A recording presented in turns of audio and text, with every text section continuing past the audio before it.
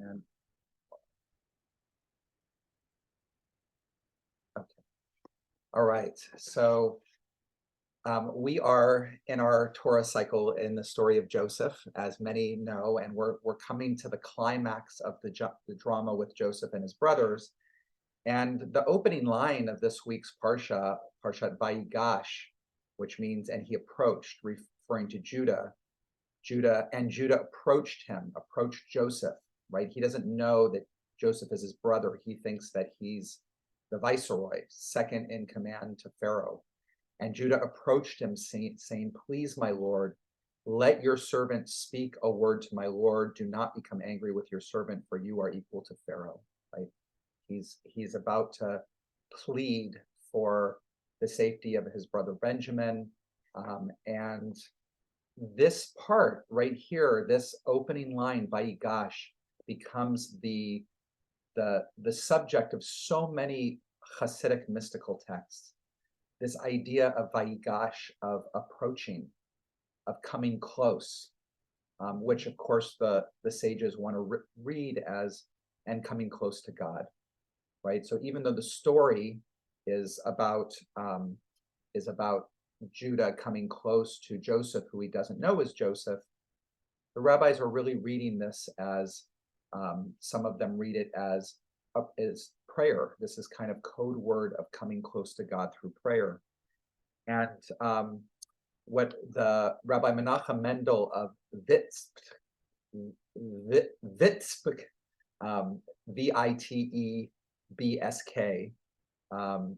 says is that he asked the question, why does it need to say "and Judah approached"? Because he was already standing next to Joseph. Does it mean that he actually came closer? And it said, no, it doesn't mean that he came closer physically, but it means that the drawing near to Joseph took place within Judah's heart. Okay, so it was Judah's heart that approached Joseph. And then the Rebbe quotes from Proverbs, "As a face answers to face in water, in the reflection of water, so does one person's heart to another." With these words, Judah sought to inspire Joseph's compassion and approached him in his heart, drawing near to Joseph and truly loving him in order to arouse Joseph's love and spark the compassion. So very beautiful, kind of heart-centered teaching. But the piece that the Pri Haaretz, I'm gonna, because I can't pronounce the Vitzberger Rebbe, we'll call by the name of his book. His book is Pri Haaretz, Fruit of the Tree. But what the Pri Haaretz says is that, remember, Judah didn't know that he was Joseph. He thought he was an Egyptian. He thought he was second in command in Pharaoh. And yet he still opened his heart and he drew close to him in his heart. And this becomes a real question for how does that happen with somebody who is a stranger, who has maybe even power over us, or any of that? How does one open to another in that sense? And this is what he teaches. He says that in every opportunity, every interaction, every situation, every test, there is the opportunity to recognize God's presence and uplift the situation. And he says here, and I'll quote, "The general rule of uplifting is that you must contemplate everything that happens to you, discover something of yourself in it, whether for good or ill. Once like has found like, and attraction has been aroused, take heed and immediately connect it with God according to the manner of the event. Realize that certainly this too is God, and there is nothing else but God." So his rule of uplifting is to find something of ourselves in whatever the situation is, whether it's the other person. whether it's something that is for good or for bad, something of ourselves, relate in some way. This other person, this other situation is not foreign to me. This has a part of me in it. And let that be what we connect with, and let that be the doorway how we open to the divine in that. Now, part of the trick of this, right, is that sometimes if we find something of ourselves in something that we don't particularly like very much, it's going to be hard to open our hearts in compassion. But what I want to invite us to consider is that so much of our difficulties interpersonally, when somebody reminds us of some quality of ourselves that we don't like, that mostly it happens unconsciously. Mostly, we're not really aware that what it is that we don't like in the other person is what we don't like in ourselves. And so here what he's inviting us to do is, if you're coming into a situation with a person or an event, and it's testing you and it's challenging us, is to ask the question, look, where do I find myself in it? And if we touch into that place, that's something that I don't care for so much, with that awareness, can I invite God's love and compassion into that place in us? And we can do that by recognizing, as he says, realize that certainly this too is God, and there is nothing else but God. That thing you don't like in yourself, that's also an unfolding of the divine, whether it's a behavior pattern or a way of viewing the world or whatever. It's all part of this creative process. It's all part of this divine unfolding. And so kind of being able to recognize that allows that own compassion and that loving for that part of ourselves, because why that too is God. How can we push that away?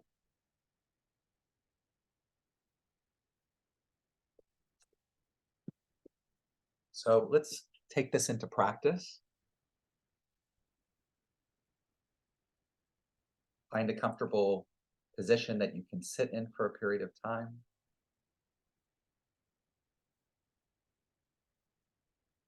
And let's just begin with connecting with breath, which is just bringing our attention to the movement of breath. This process of breath that is sustaining us every moment, that we don't usually pay attention to. It's happening in the background. This time, bring it to the foreground in your mind, in your awareness. Noticing where the air enters your nostrils or your mouth on the inhale. Notice the way the body expands to make room for the inhale. And then pay attention to that place where the inhale switches to an exhale.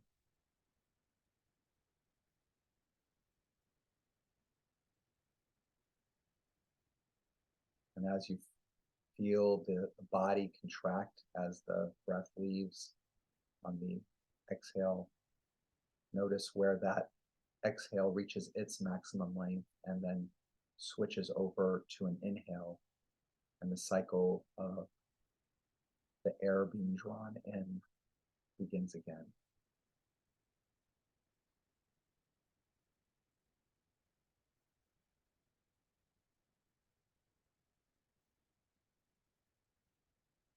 Keep in mind that all of reality happens right here and now.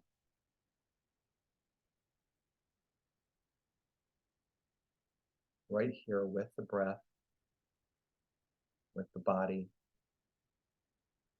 There's no other place that we need to put our attention.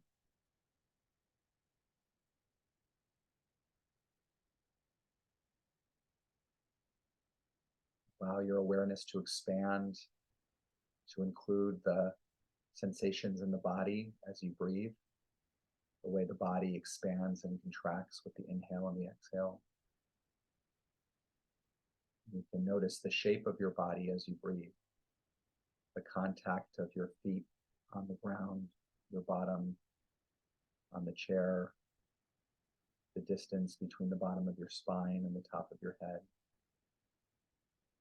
the slight pull of your arms out of your shoulder sockets, and the resting place of your hand.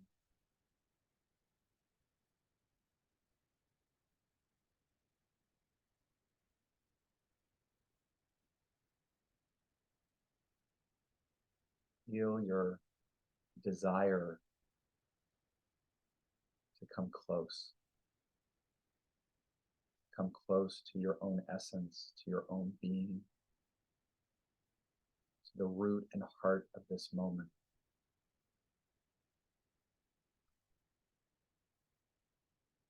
To the presence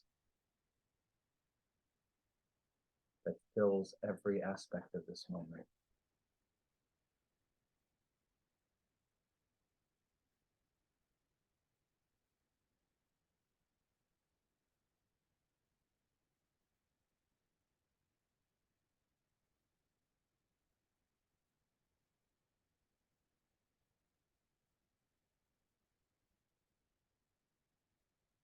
The text says, Vayigash Yehuda, and Judah approached. Judah came closer with his heart. Fill in your own name. Let the sacred holy text be about you in this moment.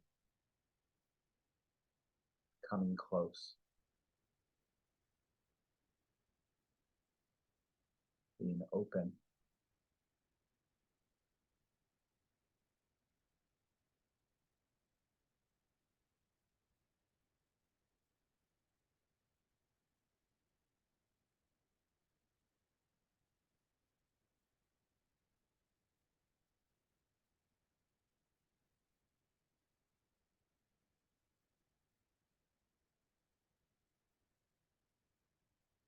Consider that every part of this moment, breath, body sensations, sounds, concepts and pictures that unfold in your mind, that everything has infinite depth,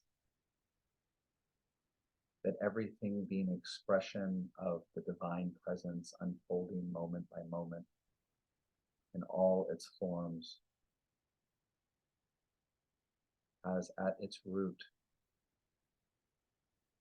life, energy, presence, and infinite depth.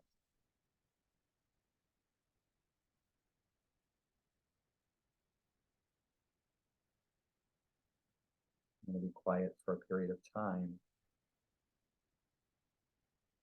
and let the practice be rooted with the breath. If you find your mind drifting and you're aware that you're not here with the breath in the body anymore, just expand your attention to include that movement of breath, feeling the body's expanding and contraction with it, rooting your attention in the here and now and everything that goes along with this moment.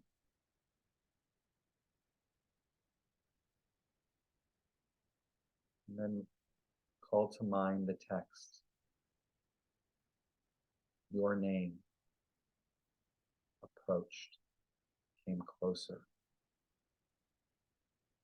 Feel your desire and your yearning.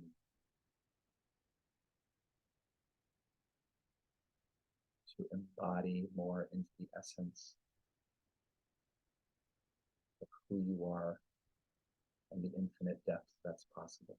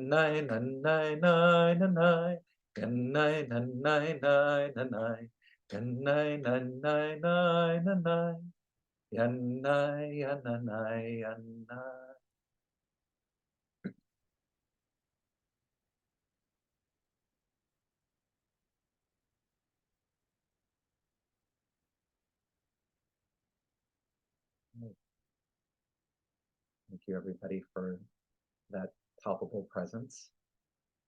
And any comments, questions about the teaching, about the meditation, about some part of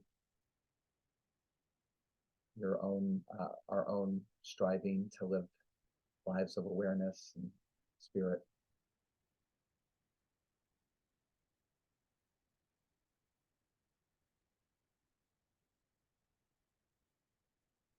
Yes, Sandy. Hmm. Thank you for the teaching. And in thinking about the particular people involved in the with Judah approaching Joseph, I had a sense that there was quite a bit of need behind the approach. And maybe I misunderstand this, but it seemed like there was so much need, even more than a sense of attraction at that moment, toward Joseph, and a need within Judah not to have a repeat, in a way, of something that maybe he felt over the years badly about in himself. It's kind of like he was trying not to be blinded by jealousy again, as he had been, and maybe he had learned something over the years of that.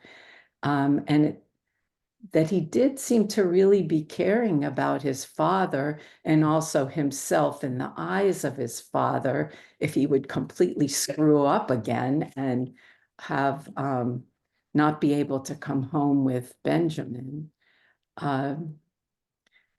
So in a way it was ironic. In a way it was the beginning of healing. So I don't know, that's some of my ramblings in thinking about it. I also could personally identify very much with approaching people I don't really know as kind of new kid on the block. which is very much how I'm feeling right now at the temple and in general in this part of the world. The attraction and the recognition of meeting new people and who have similar interests and a lot of differences too, and just starting to kind of get to know them. And I like that idea of to look at people and look for the similarities and connect to the people and to a bigger picture at the same time. Thank you. Thank you, Sandy. I appreciate what you shared, and I do think that Judah was coming to Joseph or to the viceroy with great need, great need and great desire, and I think that need and desire had everything to do with his own healing, with his own regret. He's been carrying what he did to his brother Joseph all this time and the pain it caused his father, and now he's seeing a repeat of that possibly happening with Benjamin. He doesn't want to have it happen, so he's coming to it with great need. And what's interesting is that where the Hasidic masters like to take this piece is that what Judah was approaching is really about approaching God in prayer. So they kind of lift this whole thing out of the narrative and say that this is really about us coming to God in prayer. And what they put as the problem is that we all come in prayer with great need. And in a lot of that can be the need for things in our lives. I mean, whether they're material, whether they're to meet new people, whether they're to, any of those things that we feel that we want, prayers for peace, for peace, all of those. And the piece here that he teaches, how do you come with great need if it's all God? How does your need become something that helps you transcend? And what the other part of the teaching that I didn't share this morning, just because it would go into a whole nother kind of complicated Kabbalistic piece, is that, but this is a common thing in a lot of our mystics, is that in some sense, our prayer needs to be for the healing of the Shekhinah. So what does that mean, the healing of the Shekhinah, right? Shekhinah is a word that speaks about God from the aspect of God and the divine that we can experience in our world and in the earth, right? Shekhinah comes from the word shachan or shochen, which means to dwell. And this is also, some of us are familiar, is the feminine aspect of God, which is really to say, not anything that's up here different from us, or transcendent, but instead immanent, the aspect of divine that's in our bodies and in each other and in the world and in all of that. And so when we say that we're praying for the healing of the Shekhinah, I think a lot of what we're saying is we notice that in our world, there is brokenness, right? There is brokenness and that really has to do with human awareness, right? That in some ways that human consciousness is not present to that divine reality that is in everything. And so people act in ways that affirm separation and destruction and hate and all of those things that are going. So when we pray for the healing of the Shekhinah, it's almost like we're praying for the human awareness of the Shekhinah to become more present, more full, more complete. And so in that sense, where our prayer then stops being focused on ourselves, on what we need, and instead being able to put the focus on kind of the needs of all of humanity to come to wholeness, which we are included in. And so it's kind of a way of addressing our own reality and our own we might have a sense of incompleteness by, instead of praying for our own healing, we're praying for the world's healing, in a sense, in which we are included. So thank you for that.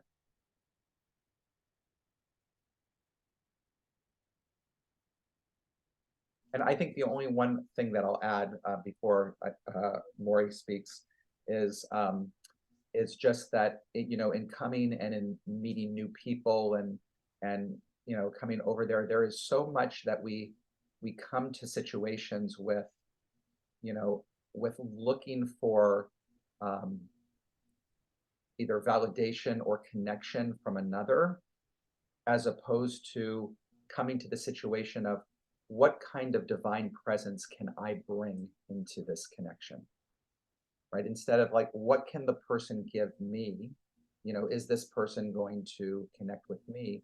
To be able to come in and say, how can I bring more goodness into this interaction, into this? I'm needed for this in that moment.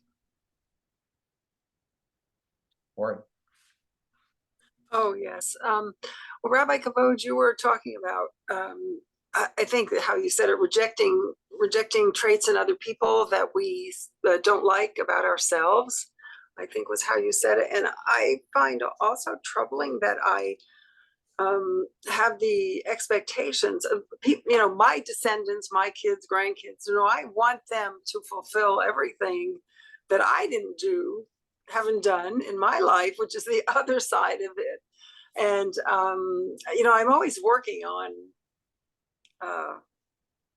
acceptance, I guess, not having that outlook, like all the things I had in my mind that I wanted to do that I didn't do, and I want them to do it, but they're really wonderful and accomplished in their own right.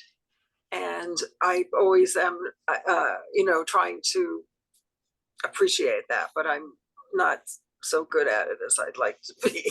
right. But thank you for talking about that. Yeah. The other thing I noticed was you talked less today and you had a longer meditation. So was that part of your scheme? It's just what's emerging here. Maybe what I needed, what I needed for myself. No, Yeah, it was great. yes. No, yeah, Maury. I mean, it's interesting. It's like, the sages and classical rabbinic text, Pirkei Avot says, who is wealthy, right? And one who hasameach bechelko, one who rejoices in their portion. And I think you're very astute to kind of think about all of the ways in which you have hopes and desires, and for your grandchildren, and for all of it to be continuations or fulfillments of what you didn't get to do, and you have such a beautiful awareness of that's your that you don't want to place that on them. You want to be able to affirm and celebrate everything that they're doing.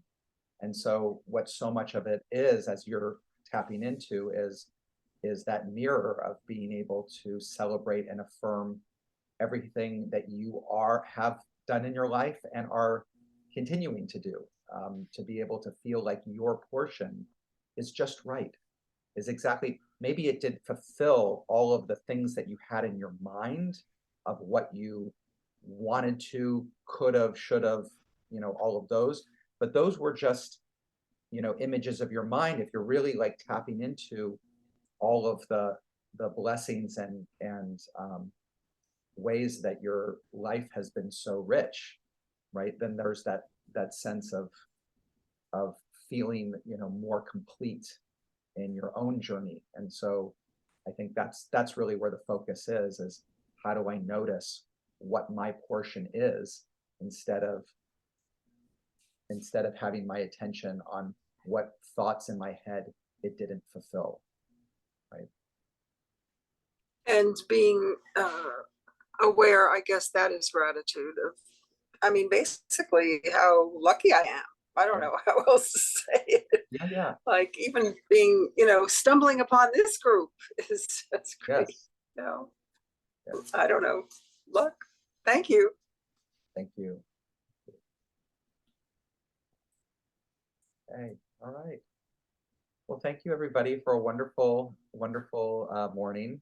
I know a lot of you are all set to come to the retreat, which is wonderful. Just a reminder that this Friday is the last day, and Norma, I will connect with you. Still kind of getting materials together and all of that, but the idea is that we'll have it for you by the end of the week. So, all right. Take care, everybody. Enjoy the holiday time, the general secular holiday time, and we'll talk soon. Thank you so much. Thank you, Rabbi. Good to see everyone.